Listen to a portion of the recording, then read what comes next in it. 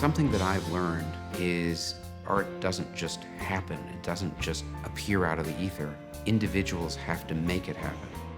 He was the most charismatic artist I've met since Jean-Michel Basquiat, who also embodied so much of his aesthetic in his person. And he had this kind of situationist idea of psychogeography, and he would just wander the city looking for sites to take Polaroids.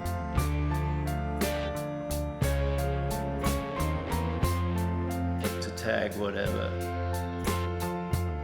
We're talking about the 2000s. It was sort of pre-internet, so artists would gather together and just talk to one another rather than communicate over social media or whatever. It's like that, yeah. One of the last moments where New York City itself was the sort of studio and the crucible for these ideas and artworks, not the world. And it was conceived of as a completely collaborative work, fueled by a certain kind of bravado, a certain kind of art making, by drugs. I got my blade, I got my lady, gonna touch you on the head. Put it all in the tooth, huh? Give a little kiss. By sex. Like this. It felt as if that energy that had been the domain of musicians was being encapsulated in the art world at that moment. Lord, God have mercy.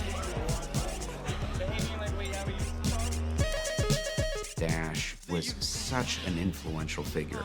In this scene, he really was at the center. And this is like typical night out, Dan's doing a bump, Dash is wearing chainmail for no reason. He was so many different things to so many different people that it's really hard to understand him as a complete person because you only got one part of it, whereas somebody else might have gotten another part. That's why I think it's interesting to try to do this film, to like piece it all together and try to explain honestly your best version of who you believe he is.